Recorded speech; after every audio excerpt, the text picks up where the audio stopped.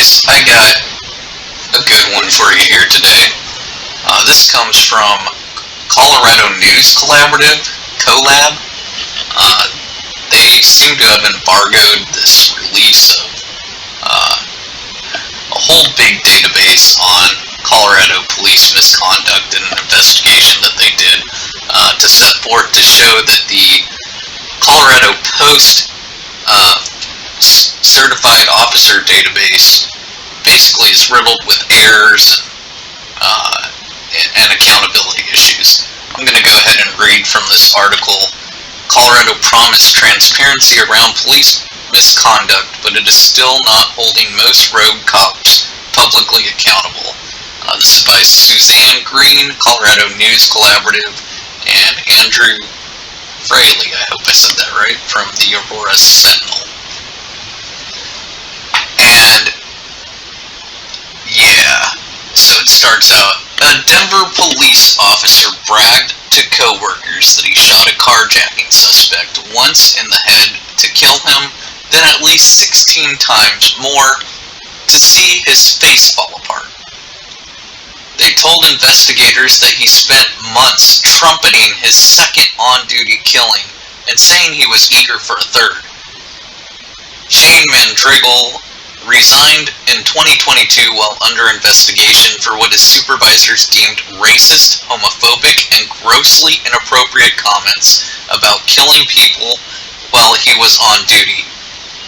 Yet the man colleagues say had zero regard for human life still has a clean disciplinary record with the Colorado Post Board. The state agency responsible for regulating police in the eyes of the law, Madrigal, who denied any wrongdoing, remains qualified to keep serving in law enforcement. In other words, guys, he's certified, he can literally just go to another police station and would not have, or police department, and would not have any, trouble finding another job. And he isn't the only officer who is still certified despite a documented pattern of alarming misconduct. And I mean, we can comment on that. We know Pueblo PD released their internal investigation documents. We know at least one officer there resigned while he was under investigation. And that officer is still certified. There's no post-action. To our knowledge, Pueblo Police has not communicated anything to Post that he resigned while under investigation, despite Colorado law requiring them to do so. And that's what this article is about. We have to be able to police our police. Reporters from Colorado News Collab, Rocky Mountain Public Media, 9 News, Colorado Public Radio, and the Sentinel in Aurora used data made public by the 2020 reform law to take an unprecedented look at police discipline throughout the state. And an investigation by CoLab, the Sentinel, and Rocky Mountain Public Media revealed a host of loopholes, mistakes, and regulatory blind spots that have kept officers with documented records of abuse, abusive conduct, and good standing with Post. We found that cops involved in some of Colorado's most high-profile misconduct cases, including Elijah McClain's 2019 killing in Aurora, show up falsely in the state's new police database with clean disciplinary records. And I'm just going to go ahead and comment on that now too. Not only do cops show up falsely as, being certified and no post-action taken, we know that at least one officer at Pueblo Police Department, Paul Heblinger, for several days, several weeks maybe, showed up on the Post database as being not certified. And it wasn't until I made an open records request that Post responded to me and said that he's always been certified, he was never decertified, and that was a mistake. And then they corrected the database to show him as still being certified. So just wanted to comment on that. It says, we identified several who continued breaking policies and laws as they've been able to bounce from police job to police job, and only after we started asking questions about certain officers whose departments had reported their misconduct months earlier did the state take away their right to carry a badge in Colorado. We also found Post's practice of publicly disclosing discipline actions taken against police only since 2022 has shielded the identities of most cops with proven records of misconduct. Post relies on local departments to report on their officers' misbehavior, yet has not used its power to sanction any of the departments that don't, such as Pueblo Police Department, which, to our knowledge, has not reported to Post that one of their officers resigned while under investigation, even though he did, and Post would be responsible for sanctioning the Pueblo Police Department for that. The Attorney General's office says Post has no authority to investigate or discipline officers whose department have ignored their misconduct, thereby leaving no other state agency to do so. And Post's legal criteria for decertification is so narrow that it cannot decertify officers even when their records strongly suggest that they are unfit for police work. More than 3 years after state lawmakers vowed a new era of police accountability, our findings cast doubt on how much progress Colorado has made keeping the public safe from rogue cops.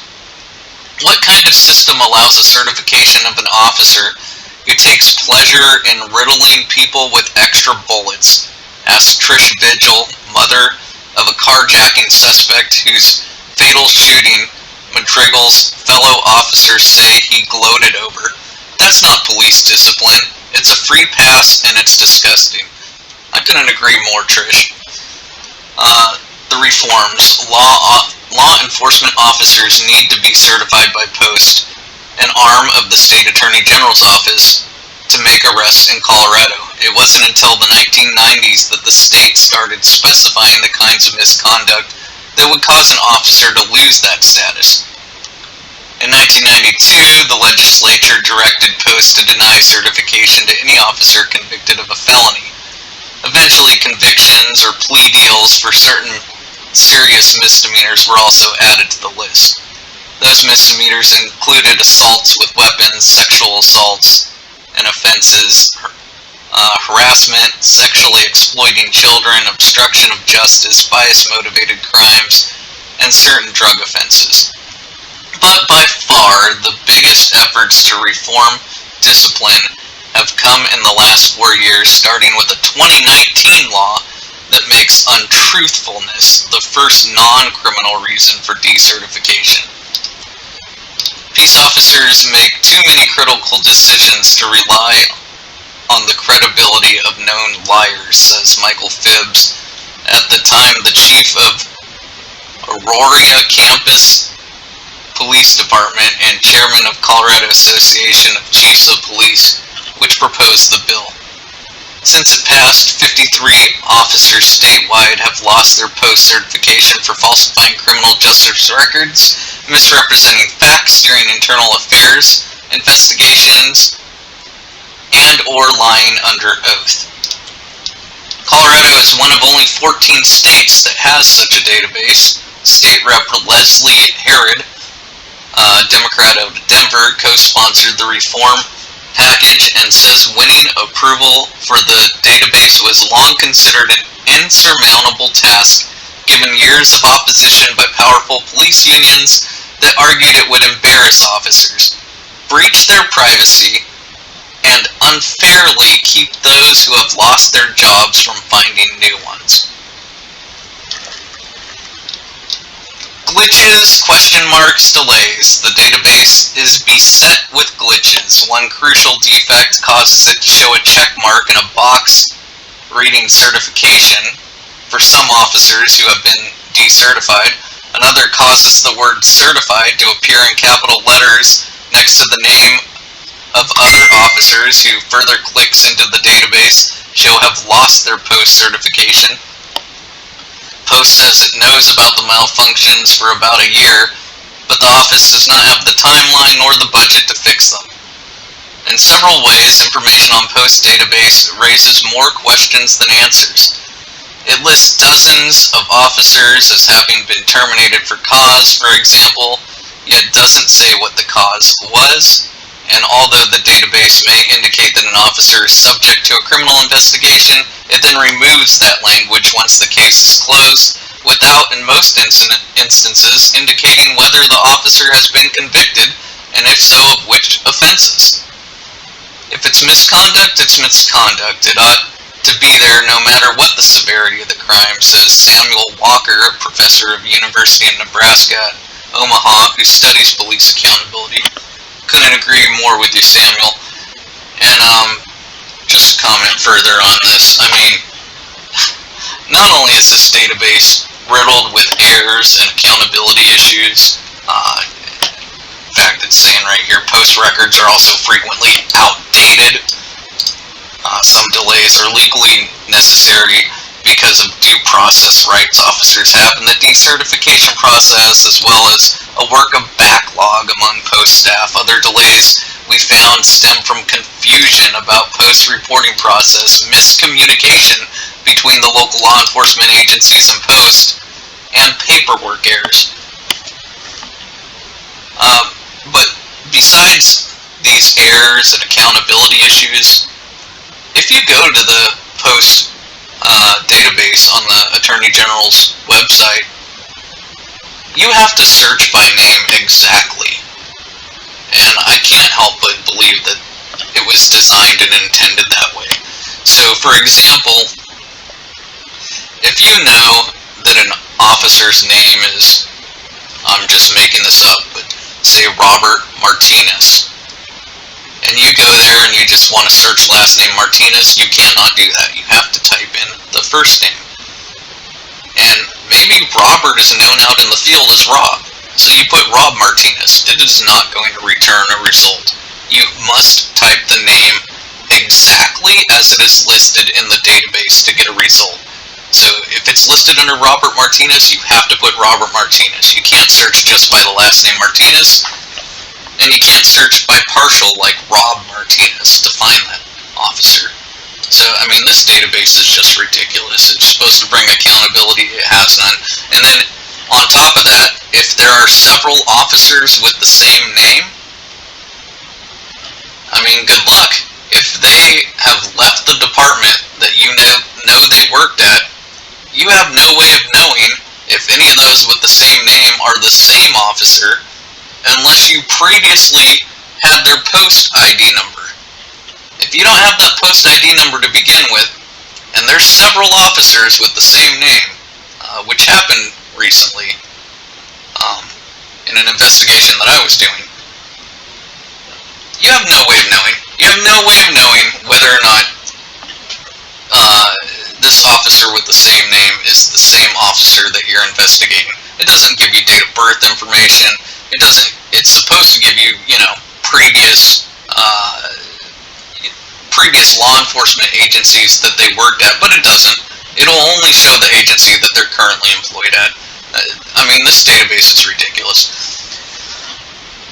Moving on, the effort to decertify Colorado State Patrol Sergeant Aaron Lane, for example, sat in 10 months of bureaucratic limbo after he was fired in November of 2022 for materially changing dozens of case reports written by members of a smuggling, traffic, and interdiction section team he led, and then lying about those changes. Among them, documents show he altered a report about a 2021 traffic stop by removing references to the involvement of an undercover HSI vehicle driven by a special agent. He refused to comment when Collab News called him. Post decertified him in September after we asked about the delay. It took Post 9 months to decertify Officer Joseph Kansan, who worked for Evans Police Department but never finished field training and was convicted and sentenced in January on charges of impersonating an officer and a public serving. Post revoked his certification in September, again only after we asked about the holdup. Kansas, too, declined an invitation to discuss his case. I feel like we're following the rules and it's frustrating if we're not being listened to seriously, Anderson says. Oh, I missed a paragraph here. Alamosa Police Chief Ken Anderson says he has reported 2 now former officers to post for untruthfulness. But in both cases, he says his reports were snarled in bureaucracy and ignored by post. So there you go, that's what he's saying. He feels like we're following the rules and it's frustrating if we're not being listened to seriously. So here's a police chief who's trying to hold his officers accountable and actually going by the book and doing what he's supposed to submit this information to post, and post is just whatever, ignoring it. So that's great. Missing data in 2016, Denver Sheriff Deputy Waylon Lolati resigned while under investigation for excessive use of force. The Boulder Police Department hired him about a month after that. Within 3 years, the department had launched its own use of force investigation for arresting Sammy Lawrence, a disabled black man, by grabbing his walking aid and forcing him to the ground. Boulder ultimately paid Lawrence $95,000 in a civil settlement for that arrest. While that inquiry was underway, Boulder police launched another internal affairs investigation, this time because he called for use of force Fridays on Instagram. Oh my god. None of those investigations into his conduct nor his resignations during them show up in the Post database. It says Lololi, who we could not locate, remains certified to work as a police officer in Colorado. Likewise, the Post database has no information about the involvement of the 3 Aurora police officers in one of the most high-profile excessive force cases in state history, the 2019 killing of Elijah McClain. Responding to a complaint that the 23-year-old black massage therapist and violinist looked sketchy, officers Randy Rodama, Jason Rosenblatt, and Nathan Woodyard wrestled him to the ground before Woodyard put him into 2 dangerous cartoid holds. The officers were each indicted in connection with McClain's homicide. Following a jury trial on October 12th, Rodema was found guilty of criminally negligent homicide in the third degree assault, while Rosenblatt was acquitted on the other charges. Rodema, now a felon, has since been fired, though his Post profile does not reflect it. Woodyard's trial began October 17th. None of the officers, however, showed up as subjects of a criminal investigation because, as with Loladi, their alleged misconduct took place before January 1st, 2022, the date that Post launched its database. Most disciplinary actions that would land Colorado officers in the database don't in fact show up if, like the cases above, the incident in question happened prior to 2022. It's not that Post doesn't have the information.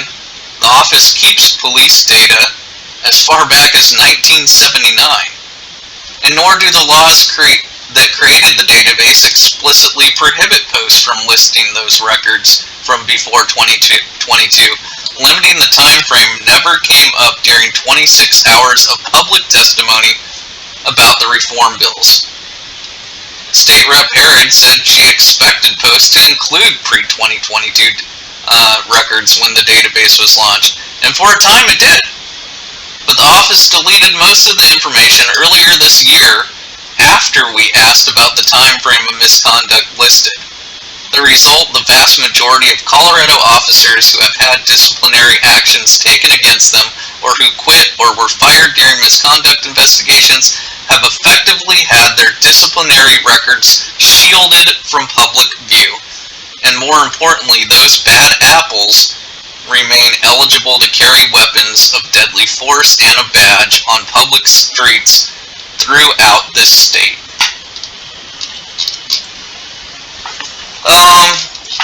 I mean, there's a lot here. It goes on and on and on, basically going on about how prosecutors are the main reason any of this is ever going to show up in Post at all, because they have to charge these cops if the departments don't report it or if Post ignores it. And I will link this article in the description below. That's all I have for you right now. I just wanted to do a short little video. Now I'm gone on for 20 minutes because I've interjected here with my thoughts and opinions as well. But yeah, this is a bombshell. There's also an entire Google Doc spreadsheet of all of the information that these reporters have collected on all of the officers in the Post database, and all of their public records requests associated with those officers as well. It's in a giant spreadsheet. It's a bombshell. Unfortunately, as this article points out, a lot of information is not in the Post database. And those officers, those bad apples that are not listed in the Post database, you know, that's something open records requests will have to be used to find out about these officers that are essentially hiding under the radar, shielded from public view. Alright guys, have a great one. Like, subscribe, share, help get the word out.